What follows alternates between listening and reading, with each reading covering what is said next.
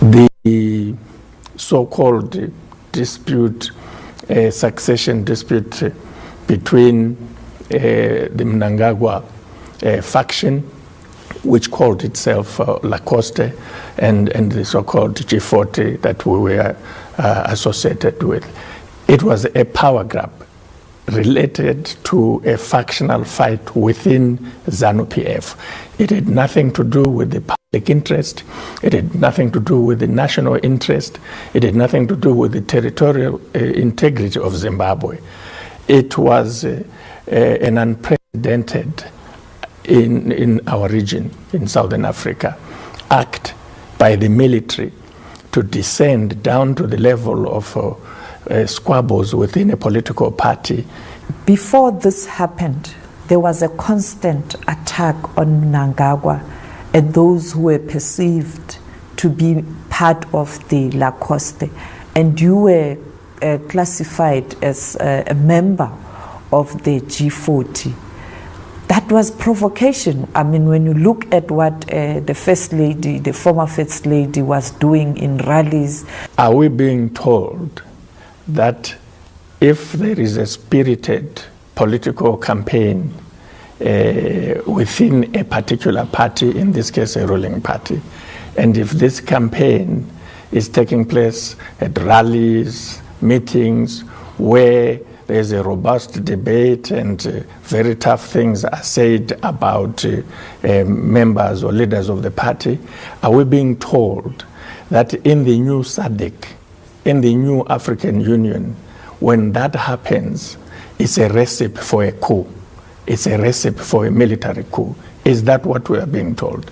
There was a equivalent spirited debate in South Africa within the African National Congress that we saw in provinces like KwaZulu-Natal and many others, where strong views, ideological views, whether to do with state capture, whether to do with radical transformation of the society and the economy, whether to do with corruption, accusations that certain people are corrupt, even the president, or let alone a deputy president. The president of South Africa faced quite some robust debate.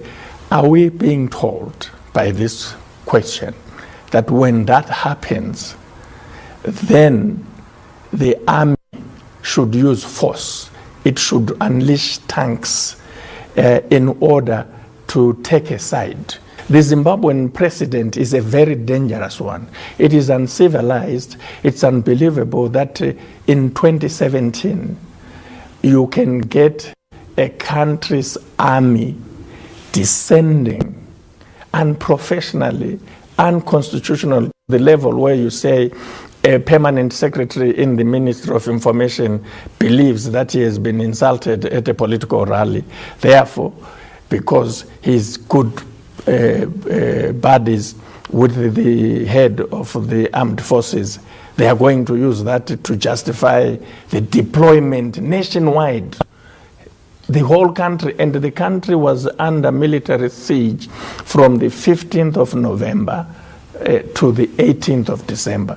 Because of that, now, what is really of concern to many, especially members of the former ZANU-PF, as it was before, is that Emmerson Mnangagwa, General Chiwenga, and all these people in the military cabal associated with the bloody coup of 15th of November are the very same people who orchestrated the downfall of Vice President then, Joyce Mjuru. The First Lady herself, she constantly attacked Mnangagwa, who was the Vice President of the party. First of all, I wanted to repeat the fact that even if what you are saying were true, which it isn't true, but let us assume it was true, it can't justify a military coup.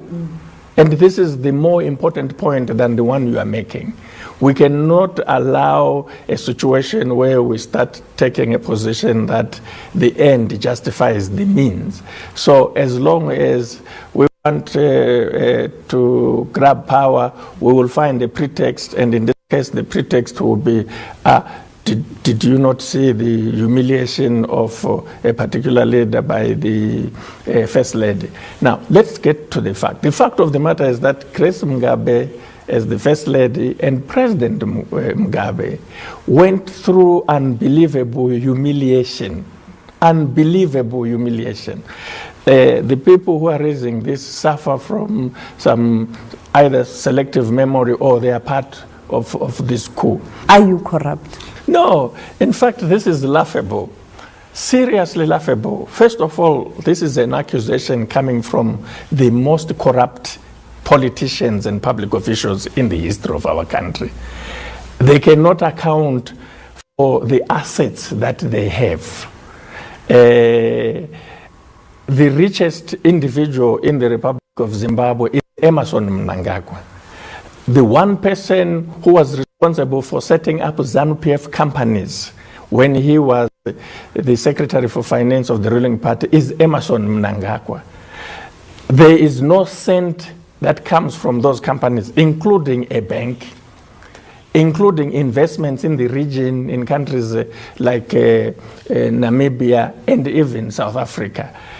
The person who led the plunder of resources, or even in foreign countries such as the Democratic Republic of Congo, leading to the United Nations investigating and coming up with a report that is still there, is Emmerson Mnangagwa, along with the military cabal of General Chiwenga, SP Moyo, the person who brought the Chinese to plunder Chiadzwa diamond resources for Zimbabwe, up to a point where we have, at the very least, over a period from 2007 to 2014, some 12 to 15 billion dollars in diamond revenue that remains unaccounted for, that went into the pockets of individuals. These people have staged a coup, not just to grab power for the sake of grabbing power, but in order to cover up their corruption. That Command Agriculture was nothing but a looting scheme. But some are saying that agricultural program was a program aimed at assisting farmers, and farmers are happy, and you guys... No, there are no farmers. You are just trying to use that as a scapegoat based on your own corruption. What is our own corruption? In my case, for example, they say that I took $430,000 from ZimDev when they know very well that the money in question, it doesn't even come to $430,000. No one has ever asked them to say, you keep using this figure of $430,000. How do you get to this figure? If you look at that $430,000, about $200,000 of that went to the ministry's participation in the Zimbabwe International Trade Fair program in 2016. And we won. We were the first government ministry since the establishment of that trade fair in Rhodesian days to win the top prize, because we had a very innovative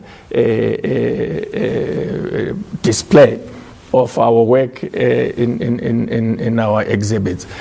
And the remainder of that money supported approved ZANU-PF programs, and then 100,000 of it supported a program that was designed to bring together government departments, schools, traditional leaders to support education in general, but science education in particular, in Cholocho, my district, one of the marginalized districts, and part of the marginalization due to the Gugurahundi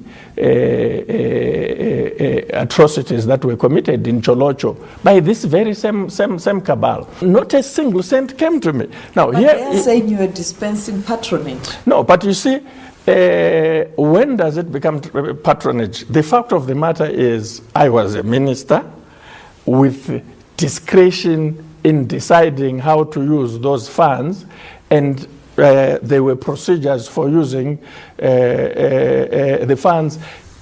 Is the problem perhaps how ZANU-PF in general has conducted itself, using state resources earmarked for all Zimbabweans to sustain the party itself abusing state resources in general, and that is why they fight?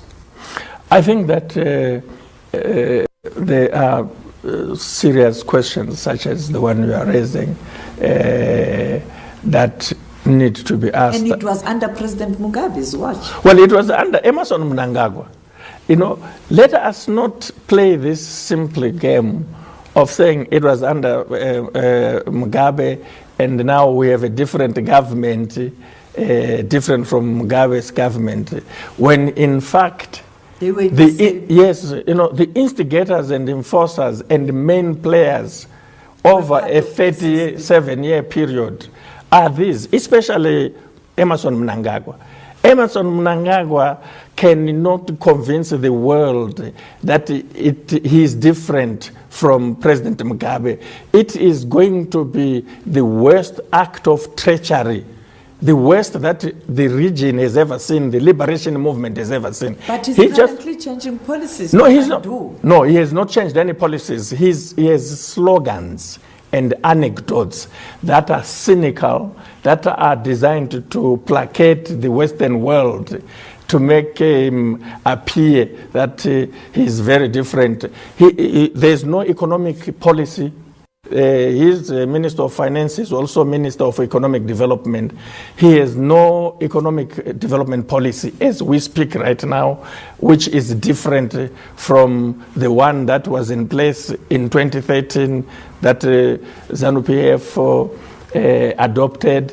Their 100 days, so-called, is driven by anecdotes and slogans.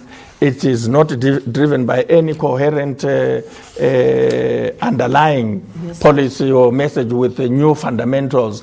Is he really trying to tell Zimbabweans and the world that there is something that he wanted to do in 37 years, but he couldn't do because he was stopped by President Mugabe from doing that, and that he has had to get rid of President Mugabe in order to do that?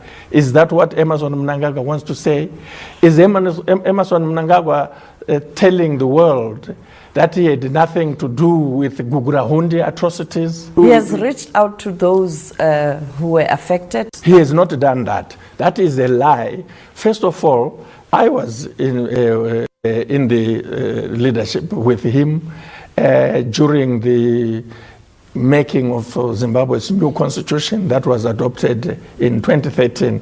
Emmerson Mnangagwa and Patrick Chinamasa, who were the frontline voices for ZANU-PF during that process, fought very hard to ensure that the national peace and reconciliation process that is in the constitution does not have the teeth. Or see light of the first of all, they didn't want it. They are the ones who opposed it in ZANU-PF. Emmerson Mnangagwa and Patrick Chinamasa led the opposition of the National Peace and Reconciliation Commission. They did not want it. They came to the Politburo. We had long nights debating. One of the contentious issues is that they didn't want that commission at all. Emmerson Mnangagwa, I want to say and place this on record, did not want the commission. That's number one. Number two, as a result of that, we ended up with a whittled down commission that did not include truth. The proposal was to have a Truth and Reconciliation Commission. You cannot have peace and reconciliation when you've had atrocities such as Gugurahundi without truth. telling. Emerson Mnangagwa and Patrick Chinamasa succeeded in removing the truth component and got ZANU-PF to accept the current structure that is in the Constitution of peace and reconciliation only on grounds that it did not include truth and that it would not look into Gugrahund atrocities. That's number one. And this is very important because he can't come today and say, I have done this, when very recent history tells a different story. But much more telling is that when the former vice president, Pelegezela Mpoko, was spearheading the bill which became law recently, it was spearheaded in parliament not by Emerson Mnangagwa, but by Pelegezela Mpoko. Emerson Mnangagwa and his Lacoste members of parliament gave Mpoko a torrid time. They did not want it. They wanted to kill it. And again, the bill ended up being pulled down because of the opposition that it faced from Mnangagwa and his members of parliament who made sure and did not hide that they did not support it. They did not think that there will be a coup in Zimbabwe on the 15th of November. Now, as history will have it, it has created this opportunity for Mnangagwa, which he is unable to take because he came to power via the gun and found on President Mugabe's desk a bill already passed, waiting just to be signed. And he has signed it opportunistically after fighting this. And as he signs it, 5 years have gone for the National Peace and Reconciliation. It's a commission which has only a 10-year life. 10 years from August 22, 2013. He can't associate himself with it. It is not going to deliver what it was meant to deliver, not least because now it's being driven by the #1 perpetrator of atrocities. Allegation leveled against you is that you are a foreign agent, spy. How far true are those reports? Are you working for foreign governments to destabilize Zimbabwe right now? Well, but this is a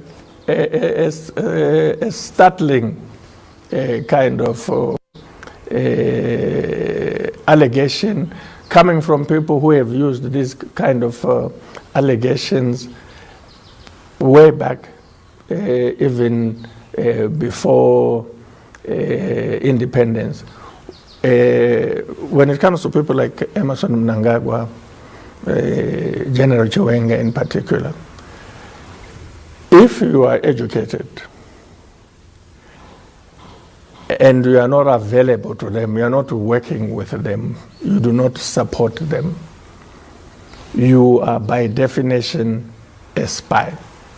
You are by definition a foreign agent. Because as far as they are concerned, patriotic members of ZANU-PF, patriotic Zimbabweans must support them, must agree with them, must work with them, and if they are not working with them, they must be working for the so-called enemy. In the world of espionage, the spies in this world are vice presidents, generals, the people who sit in joke and know what is being planned. These are the people who sell the information. You can't just, they used to accuse young people coming from school. You go there, you join the liberation struggle, you're wearing a t-shirt, it has a number, it's your spy number. A spy must be a well-positioned person with information and somebody who can make a difference. And as far as the history of Zimbabwe is concerned, the history of who is a spy, who was a spy, who has been a spy, is yet to be told. Are you willing to go back to Zimbabwe? The issue is not about us, so-called G40, reconciling with coup makers. The issue is about restoring constitutional government in Zimbabwe, returning to civilian rule. How can that be done under these circumstances? Because the region has accepted Mnangagwa currently in terms to accept. Of the state. He's at the AU, and he was well received, and even the message where he indicated that President Mugabe is fine and is taken care of. How are you going to resolve this? Because it looks like the other people have moved on. No, I mean, a lot of people said that about Rwanda. They said things have moved on, there was a stable government there, and so forth. But look carefully back and take some lessons. The fact that... Are you saying there's likely to be an internal conflict in Zimbabwe? If the fundamental issues that are related to the coup are not addressed, no doubt about that. There is a lot of bottled up tension. Is this not perhaps a threat, and perhaps are you not involved in mobilizing people? No, but I mean, look, does anyone really think in 2017 you can put tanks in the streets, brutalize people in the way they did, and torture members of state organs responsible for security in the president's department, in the police, in the army itself? Do you think you really can do that and get away with it? Mnangagwa has warned against any perhaps retaliation. No, but you know, he says one thing during the day and completely different things happen at night. Everyone now knows there are serious tensions between him and the military cabal led by Chiwenga, very serious tensions. And he told the African Union that President Mugabe is safe and secure. That's not true. He's been, and he got applauded for that. He also said he's working very hard to preserve the legacy of President Mugabe. He's doing actually the opposite. They are harassing the president's family on a daily basis. But the president's family is allegedly implicated in corruption. Should they not account? So he said that the legacy is preserved, the president is safe and secure. Meanwhile, you are saying that the president's family is alleged to be involved in corruption. What judicial process has come up with this information? People are using political platforms, media platforms such as this to harass the family. When you make allegations outside the judicial process, you are harassing the family. That's what harassment is. You are engaging in dirty politics. You want to silence them. You are intimidating them. You are instilling fear. If there is a case, a civilized constitutional government follows the judicial process. It does not follow rallies, innuendos. And Mnangagwa has been going to these countries, you're saying. Obviously, he's panicking. There's something he knows that obviously many other people don't know about his illegitimacy. And he's trying to convince them that, no, I'm legitimate. But in the process, he's telling a lot of stories which are humiliating the president, the former president, which are false. When he left Namibia, he alleged that the president, when he had a phone call with him on the 20th of November, couldn't remember that he had dismissed him, which is preposterous. What he doesn't understand is that while he was holed up somewhere making that call, the president was not making that call alone. And you asked an important question. So what really should happen? Well, the African Union and SADC need to base their decision not on what the coup makers say, but on what the people of Zimbabwe say and on what the victims of the coup say. The only legitimate way is to have a fact-finding mission. You cannot have all these conclusions that it was a bloodless coup, that it was lawful, without having a process that comes down to the ground and speaks to the people who have been affected. If, as we say in Southern Africa, if Zimbabwe did it, why can't Malawi did it? Why can't Zambia did it? Why can't Mozambique did it? And then in the end, everybody will did it.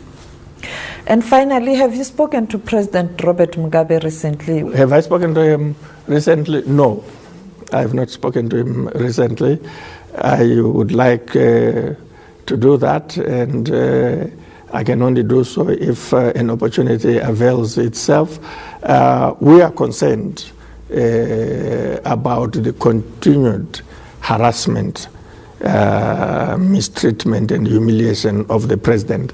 Certainly, I hope he's well. I hope he has a peace of mind, but rationally speaking, he cannot be. How can he be when we know that he was forced to resign, when we know that he did not freely and voluntarily write that letter? He was threatened. He was told that if you don't sign this letter, you are going to go the Gaddafi way. We will mobilize people and let them march to your residence. He was confined to his residence. He tried his best to engage the coup makers, but they were bent on removing him in a very humiliating way. And so how can he be well against the background of... and SADC, his peers were quiet when that was happening?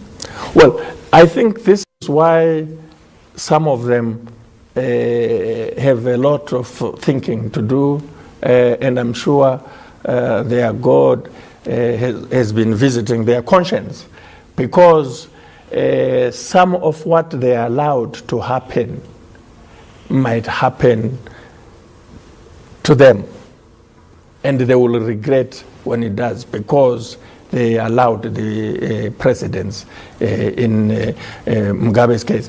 And you know, this whole thing to say, yes, it was wrong, we know, yes, it was a coup, but because it was against Mugabe, it was fine as long as it got rid of Mugabe.